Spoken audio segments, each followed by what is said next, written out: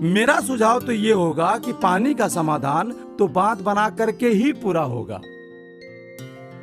अरे पर तालाब का पानी तो काफी है ना। पर बांध बनेगा तो हमें बिजली उत्पन्न करने का तरीका भी मिलेगा और ऊपर से पूरे साल भर हमें सिंचाई के लिए भरपूर पानी मिलेगा। मेरे इंजीनियर साहब बता रहे थे कि 3 साल में बांध बन करके पूरा हो जाएगा। वो सब कहने की बात होती है। पास वाले गांव रामपुर में पूरे 5 साल लग गए थे। चौहान साहब, वो पुराने तकनीक से बना था।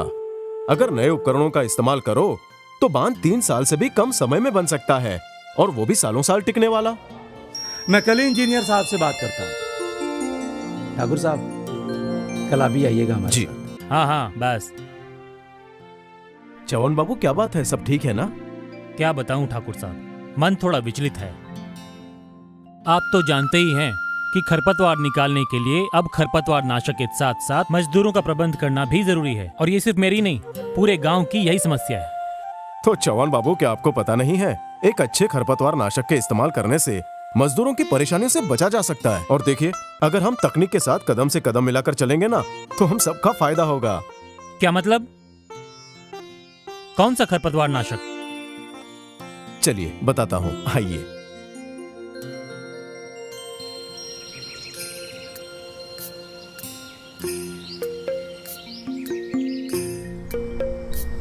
मैं बायर के नए खरपतवार नाशक की बात कर रहा हूँ, जिसका नाम है काउंसिल एक्टिव। खरपतवार फसल की आड़ लेकर फसलों को हानि पहुंचाते रहते हैं, लेकिन काउंसिल एक्टिव सभी खरपतवारों का सफाया कर देता है और आपकी फसल को सुरक्षित रखता है। इसका इस्तेमाल धान की खेत में खरपतवार दिखने के बाद ही करना है, और वो भी केवल एक ही बार करना है। इसका एक ही छिड़काव सभी मुख्य खरपतवारों का नियंत्रण करता है। काउंसिल एक्टिव का छिड़काव बुआई के 10 से 15 दिनों में ही करना चाहिए, जब खरपतवार करीब 2 से 4 पत्तियों की अवस्था में रहते हैं। ये बना है सिर्फ धान की खेती के लिए, तो ये बाकी खरपतवार नाशकों के मुकाबले है सबसे ज्यादा सक्षम।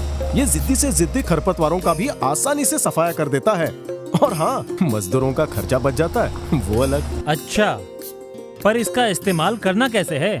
इसका इस्तेमाल करने से पहले पानी खेत से ठीक तरह से निकाल दो, ताकि काउंसिल एक्टिव खरपतवारों पर सीधा प्रहार कर सके। सबसे पहले काउंसिल एक्टिव के 90 ग्राम के पैकेट को 8 लीटर पानी में घोलिए, फिर स्प्रेयर की टंकी पानी से सिर्फ आधी भरिए और काउंसिल एक्टिव के घोल में से केवल 1 लीटर घोल स्प्रेयर में डालिए। अंत में स्प्रेयर की टंकी को पानी से पूरी तरह भर लीजिए और फ्लैट नोजल या कट नोजल से खेत में छिड़काव करें। 1 एकड़ में छिड़काव के लिए इस प्रक्रिया को 8 बार दोहराइए। अरे वाह! अब ये बताइए कि खेत में दोबारा सिंचाई कब की जा सकती है? छिड़काव के 2 दिन बाद कभी भी सिंचाई की जा सकती है।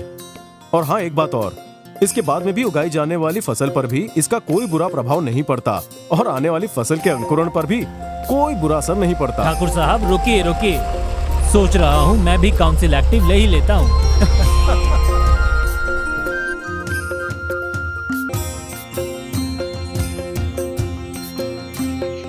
चौहान साहब, वहाँ क्यों खड़े हैं? इधर आइए। अरे आइए आइए आइए आइए। अरे कलेक्टर साहब, आप तो शर्मिंदा कर रहे हैं। भाई, आपने अपनी खेती से पूरे प्रदेश में अपने गांव का नाम रोशन किया है। मिसाल है आप हमारे लिए।